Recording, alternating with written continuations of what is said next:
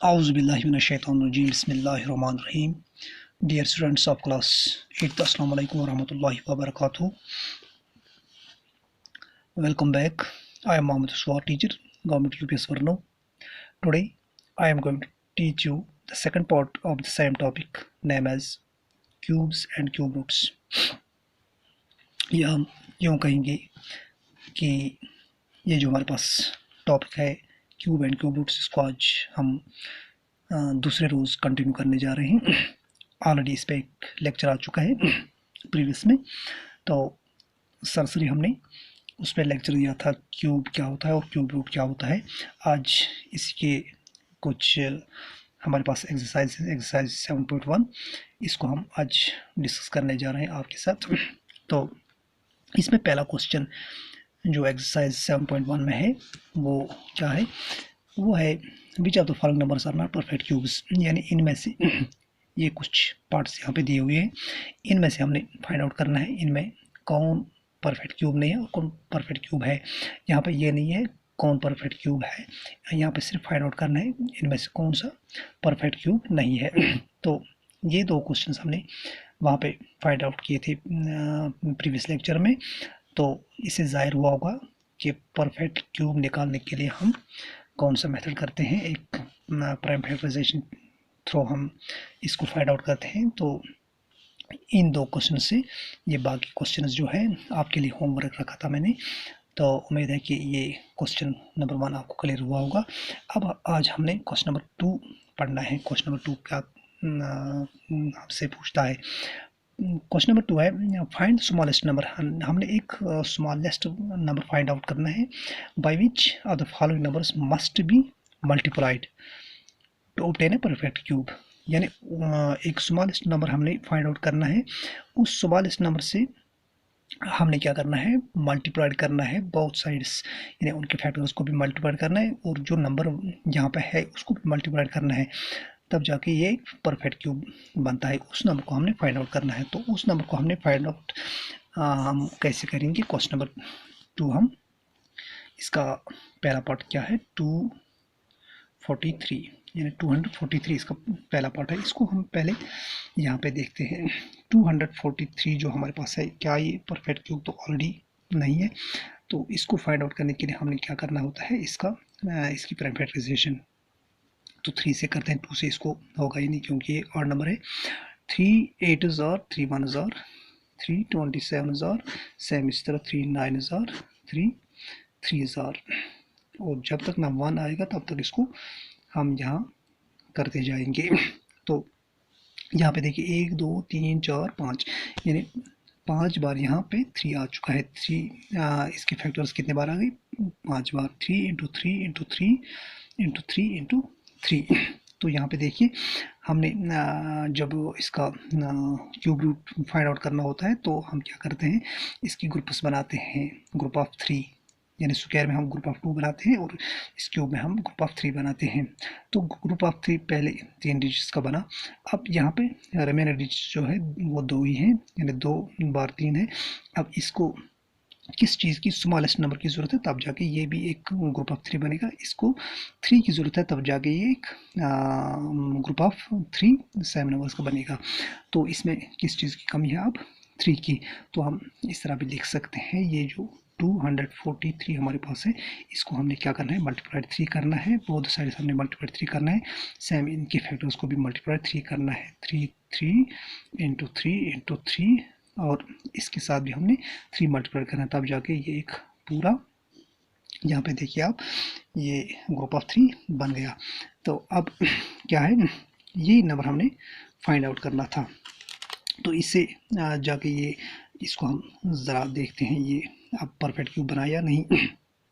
3 3 ज़ार 9, 3 2 ज़ार 3 4 ज़ार 12, 1 3 2 ज़ार 6 और 1 7।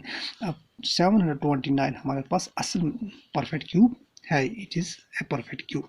तो यहाँ पे हम लिख सकते हैं कि हैंस ये जो हमारे पास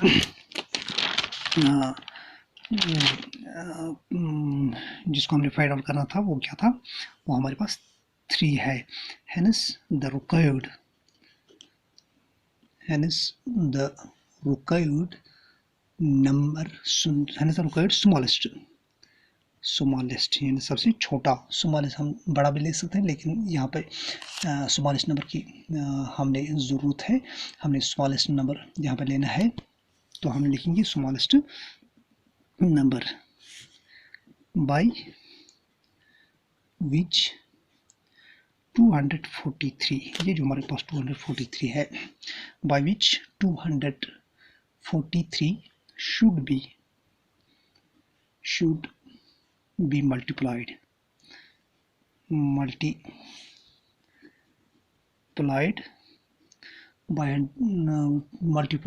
to make a perfect cube. Perfect cube is 3।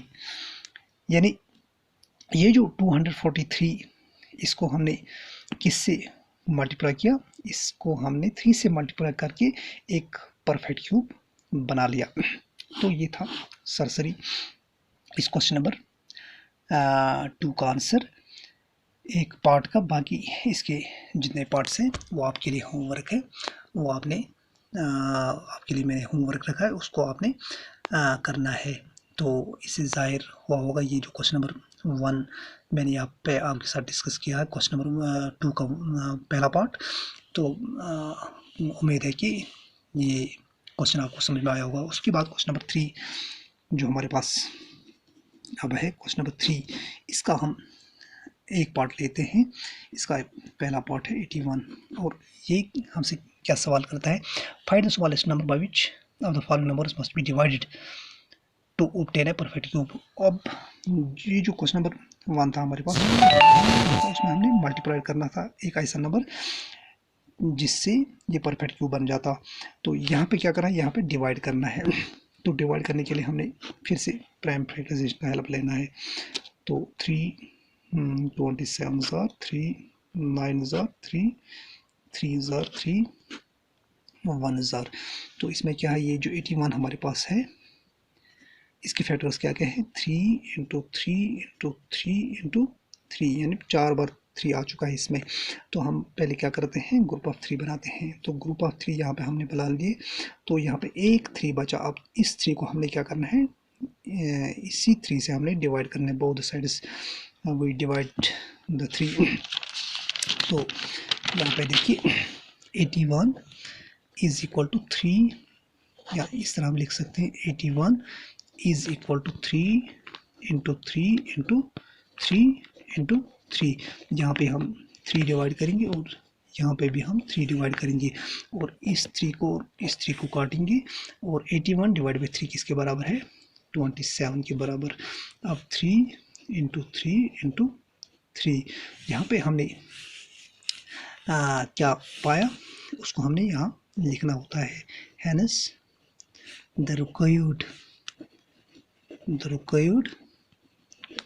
smallest, hence the required smallest number, hence the required smallest number by which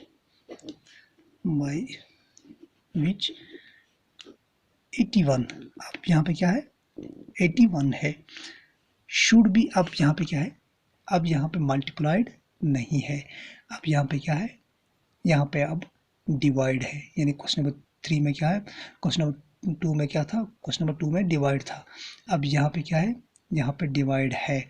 should be divided, should be divided two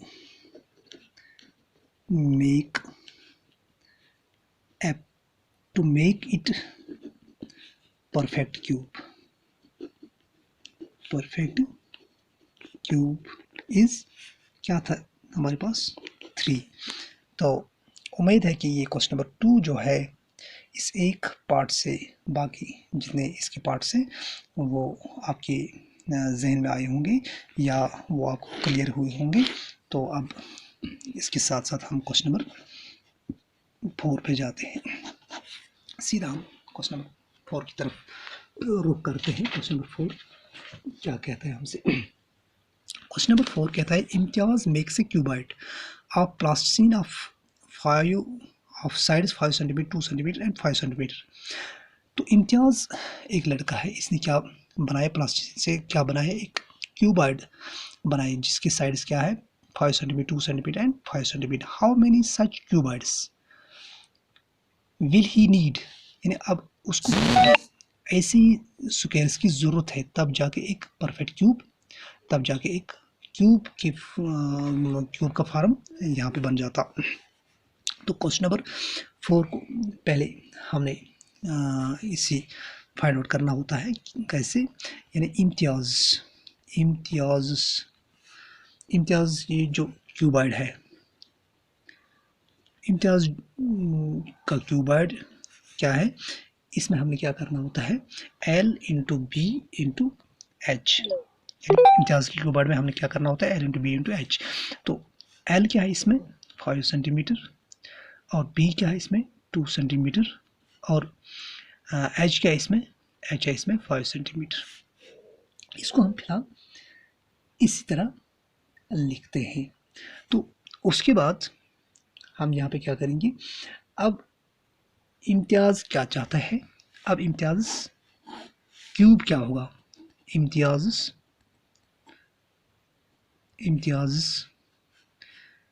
cube. अब इम्तियाज को क्या बनाना है, क्यूब बनाना है। तो उसके लिए क्या करना होता है, इम्तियाज क्यूब जब हम यहाँ पे बनाएंगे तो उसका हमने क्या करना है,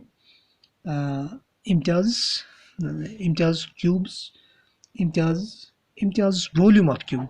नाउ यहाँ पे क्या करना है, इम्तियाज वॉल्यूम ऑफ क्यूब क्या होगा, क्यूब इज इक्वल, इसका क्यूब हमने बनाने के लिए हमने क्या करना हो, ये जो हमारे पास 2 सेंटीमीटर है, ये क्यूब के लिए क्या होता है, क्यूब के लिए हर कोई, यानी इसकी ये जहाँ पे जो 3 नंबर्स दिए हुए हैं, ये तीनों साइड्स आपस में क्या होने चाहिए, बराबर होने चाहिए। तो 5 centimetre into 5 centimetre into 5 centimetre. अब इसकी हम अगर सरसरी यहाँ पे देखेंगे तो इसका क्या होगा, ये 105 सेंटीमीटर क्यूब। अगर यहाँ पे देखेंगे, यहाँ पे क्या है 50 सेंटीमीटर क्यूब। तो इम्तियाज को क्या बनाना था, इसका क्यूब बनाना था। तो क्यूब के लिए उसको किस चीज़ की कमी थी, उसको 5 क्यूबाइड्स की कमी थी, तब जाके ये क्यूब बन जाता। तो अब यहाँ पे हम लिख सकते हैं, यहाँ पे इस ग्रुप में क्या नहीं था, इस ग्रुप में 5 नहीं था, 5 की कमी थी। अब यहाँ पे हम लिख सकते हैं hence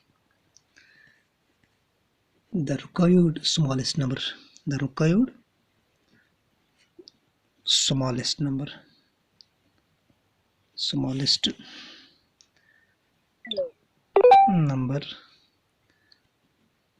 by which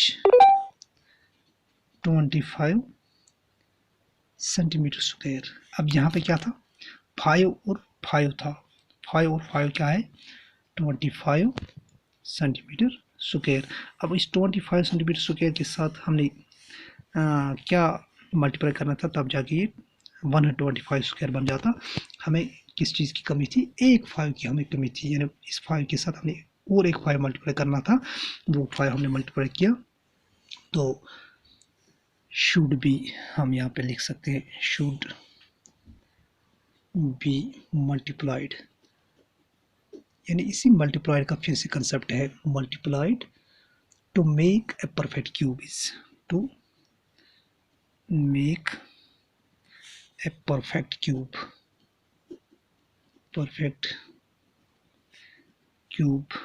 is 5 centimetre. तो यहाँ पे किस चीज़ की कमी थी, 5 सेंटीमीटर की कमी थी। उसके साथ साथ अब 77.2 की तरफ हम जाते हैं। ये जो हमारे पास 7.2 एक्सरसाइज है, 7.2। अब 7.2 में हमने क्या करना है, 7.2 हमारे पास जो एक्सरसाइज है, इस पे हमने find the cube root of the following numbers by prime factorisation method. ये जो हमारे पास क्वेश्चन नंबर 2 का पहला क्वेश्चन। इसमें हमने फाइंड आउट क्या करना है, इसमें फाइंड आउट हमने क्या करना है, क्यूब रूट हमने फाइंड आउट करना है by the method of factorisation, यानी बाय प्राइम फैक्टराइजेशन मेथड। तो हमारे पास पहला क्वेश्चन है 64। 64 को हमने prime factorisation through find out करना है इसका क्यूब रूट। 2 3 जार 2 4 जार 2 2 जार 4 2 16 जार 2 8 जार 2 4 जार सेम इस तरह 2 2 जार 2 1 जार। अब ये 64 जो हमारे पास है इसके कितने रूट्स हैं, 2 into 2 into 2 into 2 into 2, 1 2 3 4 5 6 into 2, 1 2 3 4 5 6, यानी ग्रुप ऑफ थ्रीज। यहाँ पे देखिए ग्रुप ऑफ थ्रीज। तो 64 इज इक्वल टू, इनमें से 1 2 हम लिखेंगे 2 rays power 3 into 2 rays power 3, या हम इस तरह भी लिख सकते हैं, which implies 2 into 2 rays power 3, या हम इस तरह भी लिख सकते हैं 2 2 जार 4 रेज़ पावर 3। तो रेज़ पावर यहाँ जाके क्यूब रूट की शक्ल इख्तियार कर लेता है, ये 4 के बराबर। तो इसका परफेक्ट क्यूब क्या है, यानी इसका क्यूब रूट क्या है, इस ये जो हमारे पास परफेक्ट क्यूब 64 था, इसका क्यूब रूट क्या है, 4 है इसका क्यूब रूट। तो उम्मीद है कि क्वेश्चन नंबर 1 के बाकी जितने क्वेश्चन हैं वो आपके लिए होमवर्क है। तो उम्मीद है कि इस क्वेश्चन से आपको बाकी क्वेश्चंस क्लियर हुए होंगे। तो उसके बाद इसमें सरसरी हम जायज़ा लेते हैं। ये जो हमारे पास क्वेश्चन नंबर 2 है, से ट्रू और फॉल्स, यहाँ आपने क्या बताना है, इनमें सही कौन है और इनमें गलत कौन है। Cube of any odd number, यानी किसी भी ऑड नंबर का क्यूब क्या होता है, आड ही होता है। यहाँ पे इसने इवन लिखा है, लिहाजा करके पहला गलत। उसके बाद ए perfect cube does not and with 2 zeros, ये सही है, यानी जो परफेक्ट क्यूब होता है उसके लास्ट में 2 जीरोस नहीं होते, उसके लास्ट में 3 जीरोस होते हैं, ये सही है। उसके बाद if square of a number ends with 5, अगर किसी स्क्वायर नंबर कोई स्क्वायर नंबर एंड पे 5 होगा, then its cube ends with 2 5, ये सही है। तो ऐसे फॉर एग्जाम्पल हमारे पास 5 है, 5 का अगर हम स्क्वायरिंग करेंगे इन पे क्या आ जाएगा 5। अगर हम उसी का क्यूब बनाएंगे तो एंड पे क्या आ जाएगा 25, तो ये सही है।